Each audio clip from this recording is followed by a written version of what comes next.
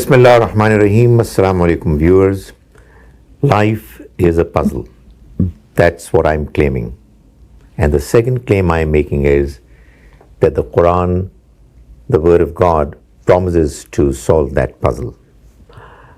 What is the puzzle of life? Well, the puzzle is who created us? Why did He create us? Why are there so many problems in our life? Why are there so many disparities that we see in life? There are people who are rich. There are those who are very poor. There are people who've got good health. There are others who are suffering. And then on top of it, we have this unwanted death, which everybody is fearing is likely to take him or her away from life forever. Why does it happen? And what is going to happen beyond death?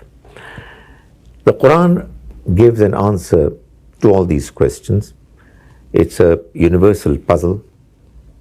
I'm joined by Shariq Bhatt, and he's going to ask me questions about this puzzle and my claim that the Quran solves this puzzle. Let's hear from him. Assalamu alaikum. Thank you for having me. Welcome. So the puzzle of life, very interesting way to describe it. Some would describe life as a journey, but a puzzle is very interesting. How do we know that this is something that applies to everybody?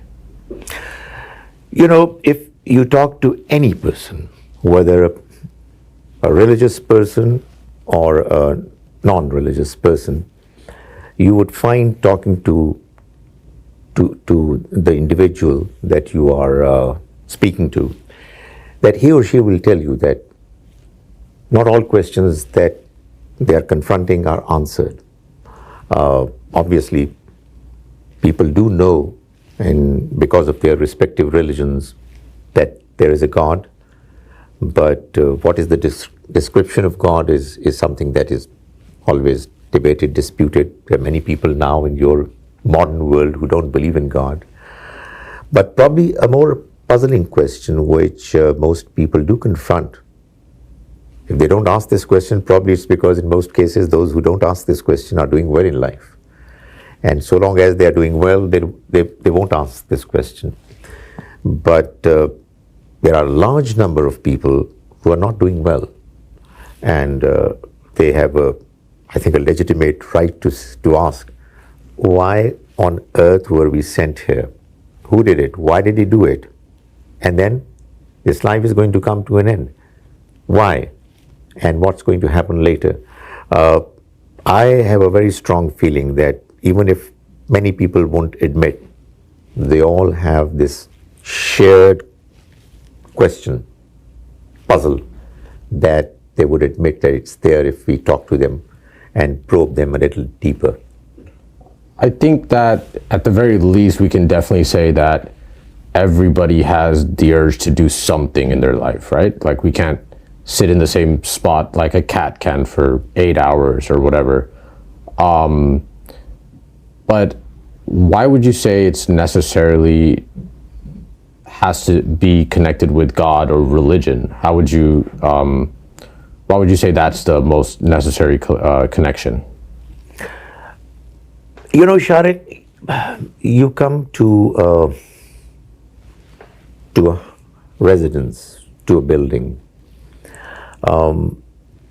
You enter the building, you enter the residence, and you find that it's good, it's comfortable, it has all the facilities that you need. There are problems living there, and you live a good life, you satisfy your needs, but you don't ask this question, whose building is it, whose residence is it? Why did He give it to me? What do I owe to Him for what He's doing to me? I don't think that there could be anyone who would say that, no, this is not a legitimate question. Unfortunately, what happens in life is that there are many people who either ignore this question and they take the blessings of life for granted. I mean, it is as if the sun has to rise the next morning. I mean, it is its duty. I mean, And therefore, why should I even bother thinking about it, who's doing it? But the fact of the matter is that I need the light of the sun, and I need the darkness of the night, and I need so many other things in life, which they're all being made available in a way that my needs are being met, fulfilled. So, unless a person decides that he's not going to take all these matters, all these questions seriously, every sensitive thinking mind does think about them. Although I'd love to argue with that, I can't, because I'm here having this conversation with you right now instead of at home playing video games. So there is definitely some truth to that.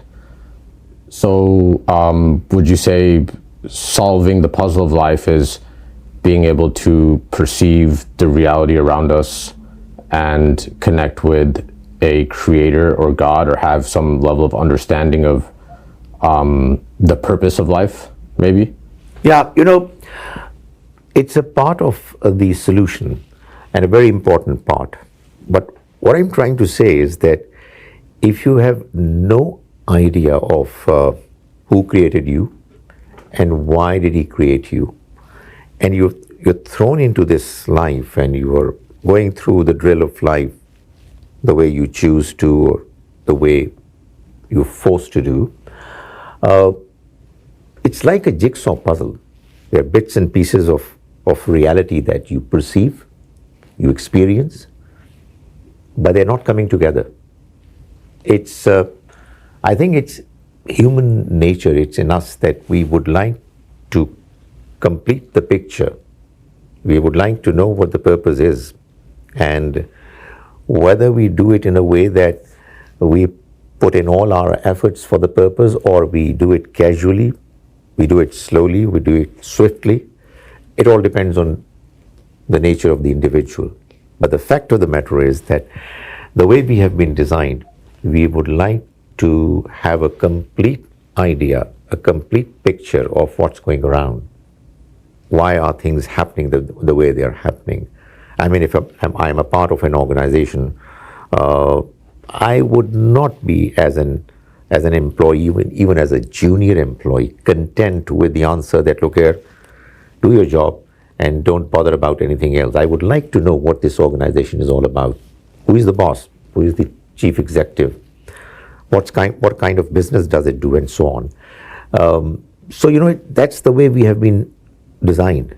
It's something that's there in us, and we keep asking these questions. So the puzzle is there, and we need to seek answers to the puzzle.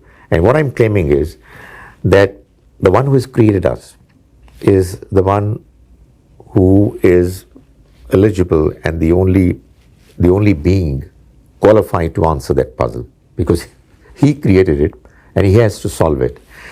And my claim is that his book, the Quran, is answering that puzzle. And my hope is that if we are able to make people convinced that there is a puzzle and it needs to be solved, people are going to converge to the Quran to read it more carefully and deeply, and they'll get the answer to it.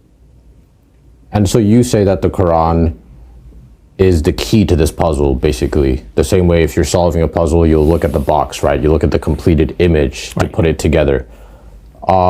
So how does it solve the puzzle? Okay. The Quran tells us that it's God who has all the good attributes in him, and they're all there in him in a way that they're complete, infinite. All attributes of the Almighty. He's kind, he's fair, he's wise, he's strong, etc. They're all there, and they're all complete. They're all infinite. They are endless, and they all are simultaneously functioning. He's the one who has created this life to enable humans, and we are more worried about humans, to be eligible to enter a life which would have beauties, facilities, blessings, contentment, unimaginable, beyond our imagination. He wanted all humans that he created to enter that place, and for that he has created this life as a testing ground. It's a place of trial. So those people who will go through the trial of this life in the right way, the way he expects, at the minimum level, they will all be considered eligible to enter the paradise. All difficulties, all problems, all challenges in this life are a part of that trial. Life, when it comes to an end as a consequence of death, doesn't actually end. It actually heralds the beginning of another life. So what else is there in this puzzle? It's all solved. So let's say it is all solved by the Quran. Now, one can't simply pick up a Quran and solve the puzzle, right? Would I have to know how to read Arabic? Would I have to know how to interpret ancient Arabic? Would I have to spend many, many years just solving this when, the average person needs to go and work a job and, do all the normal things as well? So I guess to put it succinctly, how difficult is it to solve the puzzle even once you have the Quran in your hand? You see, Shariq, if the answer to the puzzle was quite as simple as the equation 2 plus 2 equals to 4 is, then it won't have been a real, genuine puzzle, not a really good trial for humans to go through. It would have been too simple, too dull. So in order for this test to be a genuine trial, there are some such difficulties, some of which you're talking about. So coming to the answer to your question, I will say two things. One is that our Creator has decided that each individual, no matter who he or she is, wherever the person lives, whatever background he or she belongs to, they will all be held accountable strictly on the basis of their capacity. And when I say capacity, it means two things. One is your intelligence, your design of your psychology, your personality, your emotions, etc., and your environment. Everybody is different to some extent in their respective capacities. So on the one hand is going to be the Almighty's expectation that we perform well morally. We have a moral person inside us. We know what is good from what is bad. And we have this curiosity to know what the truth is. Now, given what we have been endowed with, we have been set free to do whatever we want to. So it has to be a part of the trial, and it's a part of the puzzle as well. We are all free, but not completely. The freedom that we have is to be employed by us in a way that we are moving in the right direction. Now, what exactly is that right direction? It is, well, in some ways clear, but in some ways it's vague because it's subjective, and it's designed to be subjective so that each individual is given the opportunity to operate in his or her own respective capacities and domains. So when people go through this trial, they ought to know, or they'll be made to know, that your Creator has given you this opportunity, and you will be dealt with in a fair way. Your capacity would decide how much you have to perform at the minimum level for you to be eligible for success. The second part of my answer to your question is that if you start trying to read the Quran to solve the puzzle, it's not going to answer to all your questions immediately. Probably if you have 100 questions, you'll find that 1, 2, or 3 are being answered adequately, the others are still not clear. But it would all depend on your sincerity of purpose, and that's again a part of the trial. You have the freedom to say that I don't care, I'm not interested.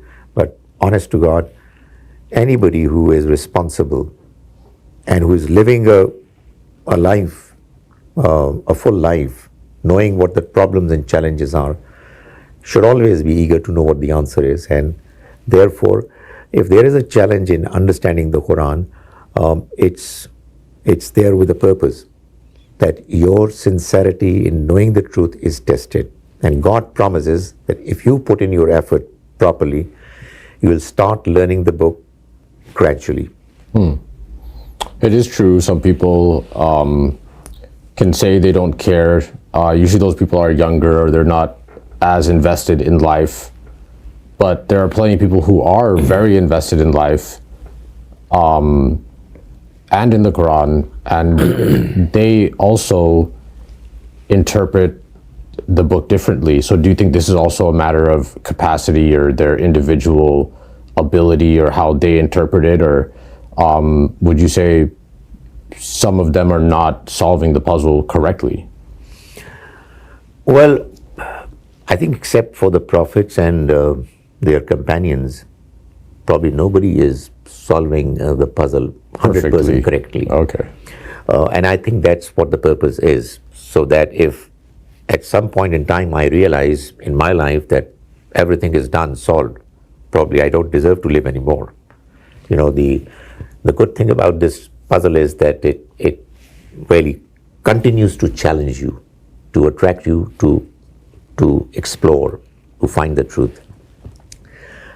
Coming to your question, if people understand the Quran differently, it's a part of the design of the trial of life. I will know a few things correctly, but not others. You will know some of the things that I don't know correctly, you will know them correctly. Now it's a challenge for me whether I will give in to my ego and not ask you, or I would say, Shariq, please help me out. I want to know the truth. This is what I understand, but it's not giving me complete satisfaction. And likewise, it's your trial.